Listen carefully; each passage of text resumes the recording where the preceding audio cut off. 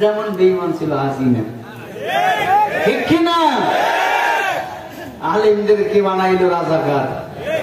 হ্যাঁ, আল্লাহকে ভালো ভালো আলেমদের রাজাকার বানাইলি। হাদিসে কুদসি, মান আদানি ওয়ালিয়ান ফাকাদ আযানতুহু বিল হাদ। যারা আলেমদের সাথে বেয়াদবি করে আমি আল্লাহ তার সাথে যুদ্ধ ঘোষণা করি। ভালো ভালো আলেমদেরকে বানাইলো রাজাকার, আর যুবকদের বানাইলো জঙ্গিবাদী, জঙ্গি জঙ্গি।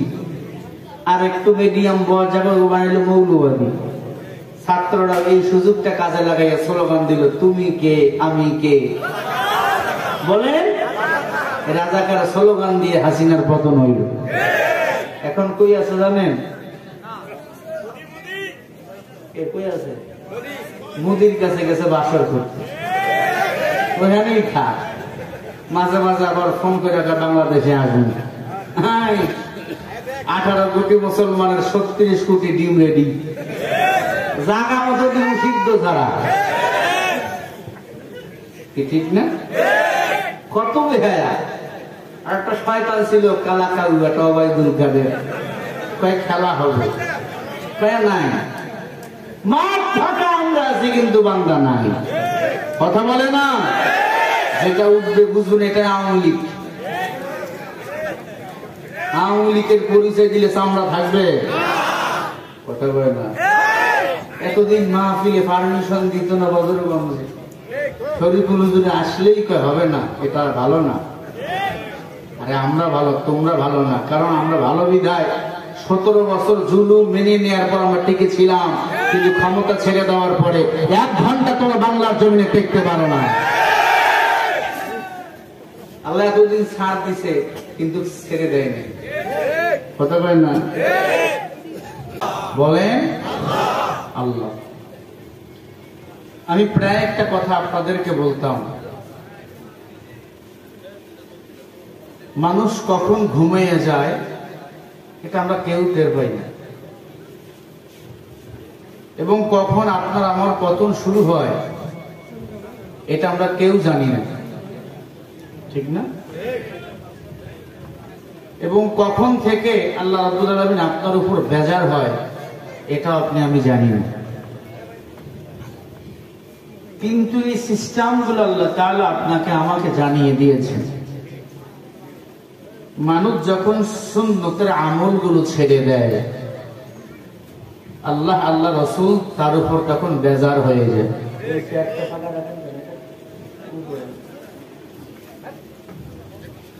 আজ আমরা সুন্নতের আমল থেকে বড় দূরে। সুন্নতের আমলের উপরে আজকে বয়ান হবে, কোরআনের উপরে আজকের বয়ান হবে। আল্লাহ যেন আমাদের শেষ পর্যন্ত ধৈর্য ধারণ করে থাকার তৌফিক দান করেন। আল্লাহ আসতে বলেন আমিন। ইমাম ফিরে আসতে পেরে বসতে পেরে আপনারা খুশি না বেজার? দিল থেকে মোহাব্বতে বলেন খুশি না বেজার? সবাই খুশি ইনশাআল্লাহ? কারা কারা খুশি হয়েছেন হাত উঁচু করে দেখান। হাত সোজা করে, সোজা করে, টান টান করে হাতগুলো ফুটে দেন। বলেন না মারহাবা। এতগুলো মানুষ এই আস্তে আওয়াজ হবে, বলেন মারহাবা। হাত লড়াইয়া দেন। আল্লাহু আকবার বলবেন না? আওয়াজ করে বলেন না আল্লাহু আকবার। আরো জোরে বলি আল্লাহু আকবার। আকাশ বাতাস মুখরিত হয়েছে আল্লাহু আকবার ধ্বনি যারা দিয়েছেন, আমার আল্লাহ তাদের উপর দয়া করে মায়া করে জীবনের সব সগীরা গুনাহগুলি মাফ করে দিয়েছেন। শুধু কি সগীরা গুনাহ, কবিরা গুনাহ আছে না নাই? হ্যাঁ, মিথ্যা কথা বলা কবিরা গুনাহ, দাড়ির উপর বেলেট লাগা কবিরা গুনাহ, কাউরে কষ্ট দেওয়া কবিরা গুনাহ, হিংসা করা কবিরা গুনাহ। এই দোষগুলো আমাদের মধ্যে নাই, আসেনি আমাদের? উত্তরবঙ্গে এই দোষগুলো বেশি। খাই নিজে, অন্যের পাপ নিজের আমল নামায় নেওয়ার জন্য প্রস্তুত। আটালের মধ্যে বুইয়া বুইয়া সারাদিন বান্দার সমালোচনা করে। খুব লাভ কি? লস আপনার, তার লাভ। আপনি কারো সমালোচনা করলে আপনার নেক তার আমল নামায় জমা হবে, তার গুনাহ আপনার আমল নামায় এসে ঢুকবে। কথা কি বুঝাতে পারলাম? এবং মাঝখান থেকে টেনশন কি করে, ওই এত কিছু করলি রে, ওর পতন হয় না কেন? আল্লাহ যদি কারো চুল ধরে উপরে টানে, আপনি যদি পা ধরে সারাদিন নিজের দিকে টানেন, লাভ নাই, লাভ নাই। আল্লাহ তাকে তুলতেই থাকবে, ঠিক না ভাই? ঠিক। আল্লাহ তাআলা আমাদের সবাইকে সঠিক বুঝ দান করেন। একটু জোরে বলেন না আমিন। আমি আপনাদের সামনে সূরা হামিম সেজদা 24 নম্বর পারা 12 নম্বর পৃষ্ঠা 13 নম্বর লাইনের 33 নম্বর আয়াতে কারিমা পড়েছি। আল্লাহ বলেন, وَمَنْ أَحْسَنُ قَوْلًا مِّمَّنْ دَعَا إِلَى اللَّهِ وَعَمِلَ صَالِحًا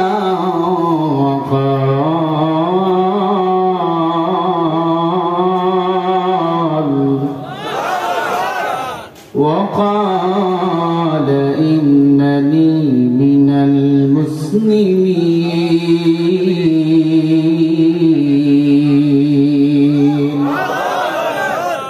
কোরআন শুনে আল্লাহু আকবার যারা বলে, আল্লাহ বলে তাদের নামে আমি আল্লাহ আসমান জমিনে ফাঁকা জায়গা নেক দিয়ে পরিপূর্ণ করে দিই। 1000 বার বললে একবারই, আল্লাহ বলে 1000 বার বললে 1000 বারেই আমি আল্লাহ পরিপূর্ণ করে দিই। আল্লাহ বলেন, وَمَنْ أَحْسَنُ قَوْلًا مِّمَّنْ دَعَا إِلَى اللَّهِ।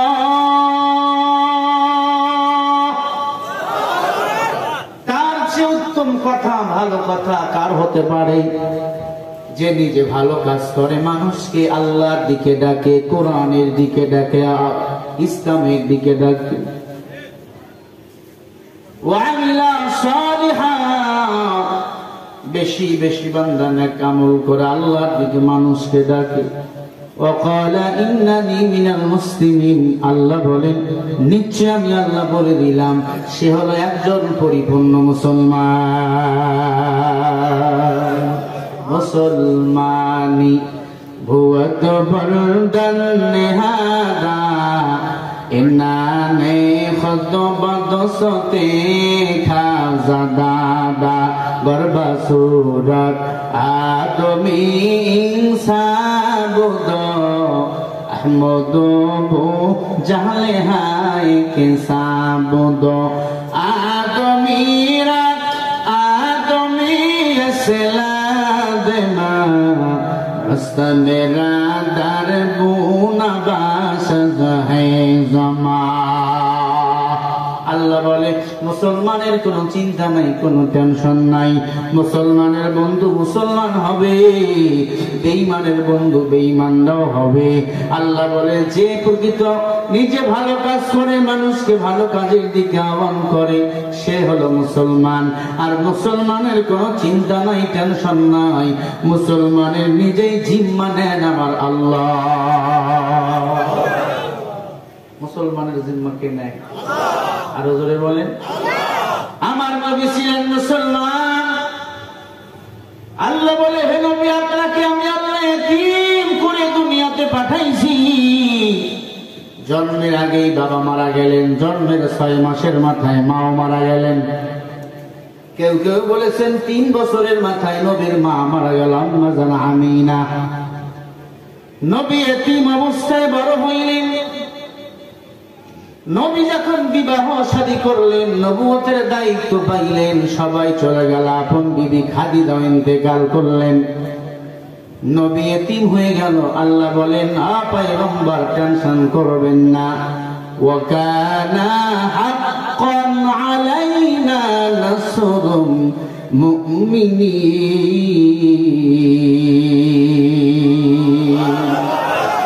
মুমিন যখন দুনিয়াতে বিপদে পড়বে আসমান থেকে আমি আল্লাহ তখন সাহায্য পাঠাবো। এ মুসলমান ইমানদার ভালো করে শোনেন, কান খাড়া করে নেন। যদি মুসলমান হতে পারেন, ইমানদার হতে পারেন, মুমিন হতে পারেন, এই দুনিয়াতে সবাই যদি আপনার দুশমন হয়, আল্লাহ যদি বন্ধু হয়ে যায়, আপনার আমার কোনো চিন্তা নাই। ওই আল্লাহ আপনাকে আমাকে হেফাজত করবেন। তাবারাকাল্লাযী বিয়াদিহিল মুলক ওয়া হুয়া আলা কুল্লি শাইইন কাদির। গোটা মুলুকের মালিক, গোটা দুনিয়ার রাজত্ব আমার আল্লাহর হাতে। আল্লাহু আলা কুল্লি শাইইন কদির, অধিক শক্তিশালী কেউ নাই। বলেন না অধিক শক্তিশালী কে? নমরুদের কম ক্ষমতা ছিল না। আল্লাহর পয়গম্বর ইব্রাহিমকে মারাবার জন্য আগুনের কুণ্ডলী সাজাইছে। ইব্রাহিম নবীকে আগুনের মধ্যে ফেলে দিল। ইব্রাহিম নবী সাহায্য চেয়েছেন কার কাছে? আল্লাহকে ডাক দিয়ে বলে, আল্লাহ তুমি ছাড়া আমার কেউ নাই।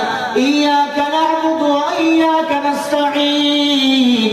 আমরা ইবাদত করি আল্লাহ, তোমার সাহায্য আমরা তোমার কাছেই চাই। ও বদরগঞ্জের মানুষ, আমরা ইবাদত করি কার? নামাজ পড়ি কার? জিকির করি কার? সিজদা দেই কার? আল্লাহ পাকের গোলামি করি, আল্লাহ পাকের নামাজ পড়ি, ইবাদত করি। আমরা আল্লাহর সাহায্য চাইব কার কাছে? আতিনা ফি দার দুনিয়ানা হাসান, আতিনা ফি দারে উকবানা হাসান, ইয়া গয়াসাল মুস্তাগীসিন হাদিনা লফলিখারা বিল উলুমি ওয়াল গিনা, হর গোরি মে বেনে তু তৈয়ার হ্যায়, চুনা মাঙ্গে রোসে তু বেদার হ্যায়। ইব্রাহিম নবীকে আগুনের মধ্যে ফেলায়। ইব্রাহিম নবী বলে, আল্লাহ তোমার ইবাদত করি, তোমার দিন প্রচার করতে আসি। ও আল্লাহ তুমি আমাকে সাহায্য করো। আল্লাহ পাক সাথে সাথে আগুনকে ডাক দিয়ে বলেন, আল্লাহ ইয়া নারু কুনি বারদাও ওয়া সালামান আলা ইব্রাহিম।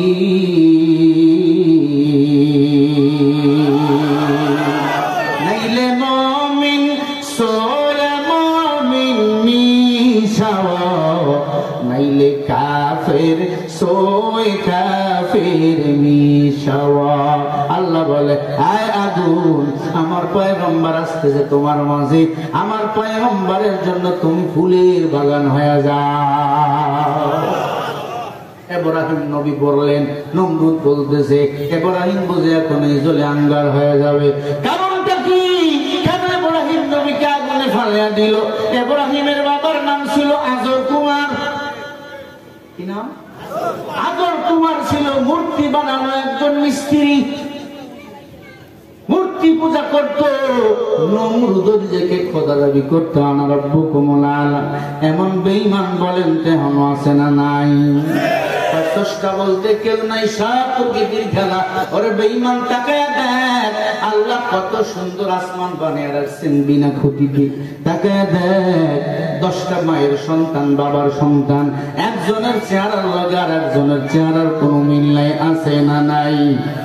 এ আল্লাহর বান্দা, কিসের এত টেনশন করেন, কিসের এত পেরেশানি করেন রে বাবা?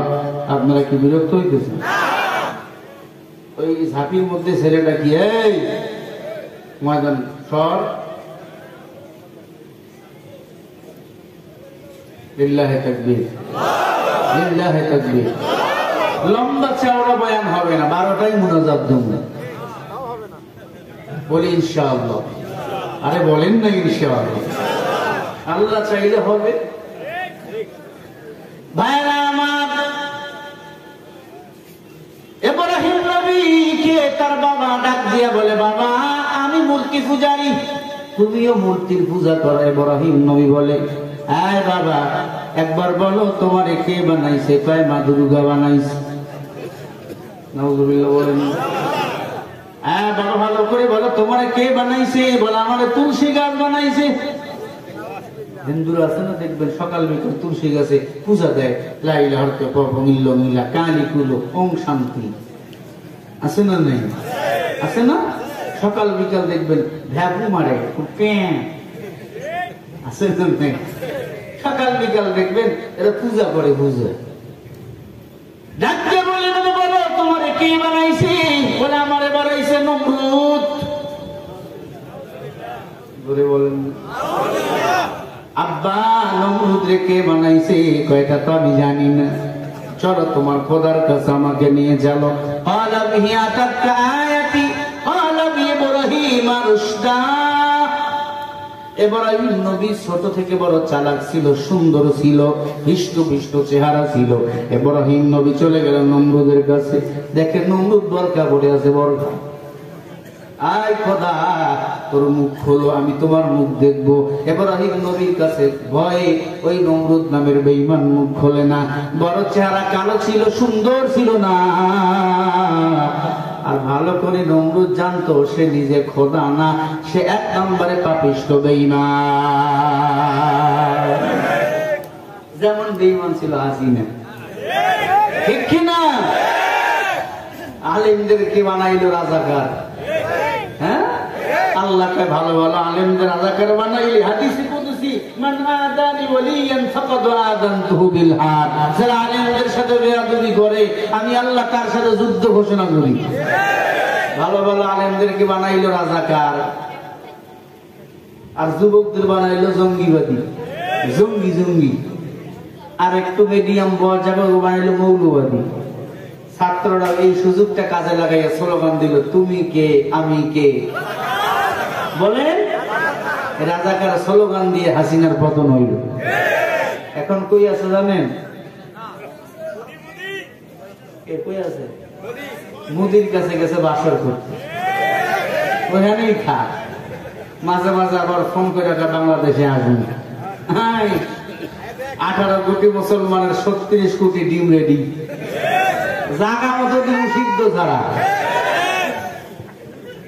ঠিক না? কত বেহায়া। আর একটা শয়তান ছিল কালা কালু, একটা ওবাইদুল কাদের, কয়েক খেলা হবে, কয়েক নাই। মাঠ ফাঁকা আমরা আছি কিন্তু বান্দা নাই। কথা বলে না? যেটা উঠবে বুঝুন, এটা আওয়ামী লীগ। আওয়ামী লীগের পরিচয় দিলে চামড়া থাকবে? কথা বলে না? এতদিন মাহফিলে পারমিশন দিত না বদরগঞ্জে, শরীফুল হুজুর আসলেই কয় হবে না, এটা ভালো না।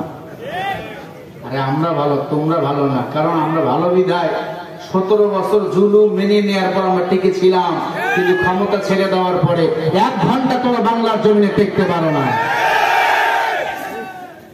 আল্লাহ এতদিন ছাড় দিছে কিন্তু ছেড়ে দেয়নি।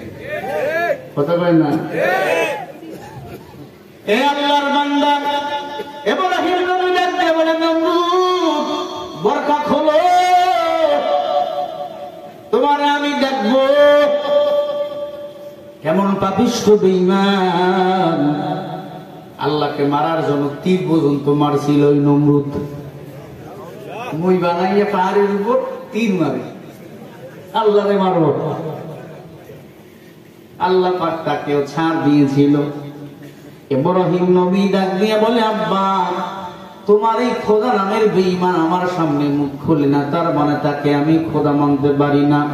কুল হুয়াল্লাহু আহাদ আল্লাহুস সামাদ লাম ইয়ালিদ ওয়া লাম ইউলাদ ওয়া লাম ইয়াকুল লাহু কুফুয়ান আহাদ। আল্লাহু আকবার বলে। আমাদের আল্লাহ কয়জন? আল্লাহর পরিচয় যদি পেতে চান, হে মুসলমান, সূরা ইখলাস পড়বেন, তরজমাটা বাংলায়ও পাওয়া যায়। আল্লাহরে পাওয়ার জন্য আর কোথাও দৌড়ানো লাগবে না। আল্লাহর পরিচয় যদি পেতে চান, এই হাতের তালুর মধ্যে তাকান, এত আঁকা বাঁকা চিহ্নগুলো আল্লাহ কেন দিয়েছেন? এই চিহ্নগুলোর দিক তাকাইলে জান্নাতের ঘ্রাণ পাবেন, জাহান্নামের ভয় দিলের মধ্যে আসবে। ও বদরগঞ্জের মানুষ, আপনারা জ্ঞানী মানুষ, উত্তরবঙ্গের মানুষ মেহমানদারিতে বড় সহজ সরল। ইব্রাহিম নবী ডাক দিয়া বলেন, আমি এই খোদাকে মানতে পারলাম না, আর আমি এই মূর্তি পূজা করতে পারবো না। কারণ মূর্তি পূজা করতে নিষেধ করেছেন আমার আল্লাহ।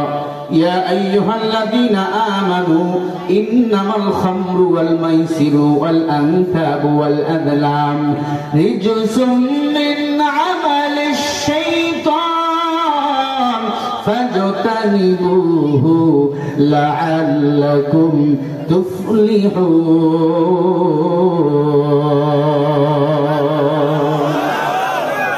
আসেনি? একটা আসেনি? সূরা আহজাবের মধ্যে আল্লাহ তাআলা বলেন, এই দুনিয়ার ইমানদার, আমি আল্লাহ মদ, জুয়া, মূর্তি, লটারি এগুলো তোমাদের জন্য হারাম করে দিলাম। খবরদার মূর্তি পূজা তোমরা কখনো করবে না।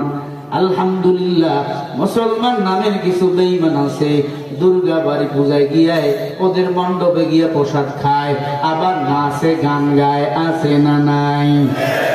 রে মুসলমানের সন্তান, গতকালকে চট্টগ্রামের পূজা মণ্ডপে মুসলমানের সন্তান গিয়া পূজা মণ্ডপে ইসলামী গান গাইল, ইসলামী গান।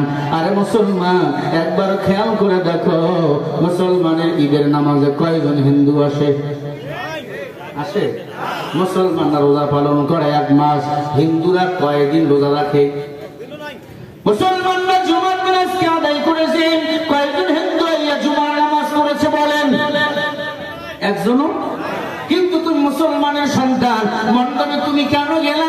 তোমাদের জাতির পিতা আহ্বান করে বলে, মুসলমান কখনো মূর্তি পূজা, দেবী পূজা করতে পারে না, যাইতে পারে না, এগুলো সাপোর্ট করতে পারে না। কিন্তু মুসলমানের সন্তান হইয়া মণ্ডপে গিয়া গান গাইল, হিন্দু বৌদ্ধ সবাই সমান। না না না, আল্লাহ বলে দামি হলো তারা মুসলমান রূপে জন্ম নিয়েছে যারা। মুসলমানের সংবিধানের নাম কি বলেন? এই কোরআন কি হিন্দুরা মানে? বলেন। খ্রিস্টান মানে? ইহুদি মানে? নাসারা মানে? মুসলমানরা কোন জাতি? আল্লাহর কোরআন মানে। আল্লাহর কোরআন যদি আমি মানতাম, আমি হিন্দুদের মণ্ডপে যাইতাম না, হিন্দুদের মণ্ডপে ওইটা মঞ্চের মধ্যে আমি গান গাইতে পারতাম না। এই গান যারা গেয়েছে এদেরকে দৃষ্টান্তমূলক শাস্তি বাংলার জমিনে দেওয়া দরকার। কারণ এই গান দুনিয়ার গান হইলে হইতো ইসলামী গান, কারণ ইসলামী গান মুসলমানের ইমানের কথা কয়, আমলের কথা কয়, কোরআনের কথা কয়, হাদিসের কথা কয়। ইসলামী গান মানুষকে জান্নাতে হাওয়া বাতাস দেখায়। একদল কইল এই দলের যারা গান গাইল শিবির, আর এক দল কইল জামাত। না না, ইসলামী ছাত্র শিবির বলেছে, জামাত ইসলামরা বলেছে, এরা যাই হোক না কেন এদের বিচার বাংলাদেশে হওয়া দরকার। কারণ ইসলামী গান হবে ইসলামী গানের জায়গায়, আর দুনিয়ার গান গাওয়া তো মুসলমানের জন্য হারাম। হাদিস, গান বাজনা মুসলমানের জন্য সম্পূর্ণরূপে হারাম করে দিয়েছেন কে? এরপরে মুসলমানের পোলা গান গায় আছে না নাই? ঢোল তবলার গান বাজাও না, ঢোল তবলার গান বাজাও না, মাথায় লয় গুনার বোঝা, দিন ইসলামের পথে তোমরা চলিবে সদা, দিন ইসলামের পথে তোমরা চলিবে সদা। মুসলমানের বুকে শুনি রাধা এবং কৃষ্ণের গান। মুসলমানের মুখে শুনি রাধা এবং কৃষ্ণের গান, তরুণ যুবকেরই মুখে হপিয়া পাশানির গান আছে। গাইতে গেলে নাচানাচি, গাইতে গেলে নাচানাচি, কামড় হবে না সোজা, দিন ইসলামের পথে তোমরা চলিবে সদা, দিন ইসলামের পথে তোমরা চলিবে সদা। ঢোল তবলার গান বাজাও না, ঢোল তবলার গান বাজাও না, মাথায় লয় গুনার বোঝা, দিন ইসলামের পথে তোমরা চলিবে সদা, দিন ইসলামের পথে তোমরা চলিবে সদা।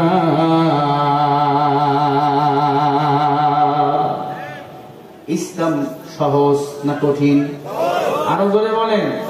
ইসলাম সহজ। তুমি যদি সহজ ভাবে আল্লাহর জান্নাতে যেতে চাও, আল্লাহর কোরআন রাসূলের হাদিস অনুযায়ী আমল করো। ও আল্লাহর বান্দারা, আমাদের জাতির পিতা ইব্রাহিম আলাইহিস সালাতু ওয়াস সালাম নমরুদ নামের বেঈমানকে ডাক দিয়ে বলে, তুমি যেহেতু তোমার চেহারা দেখতে ভুল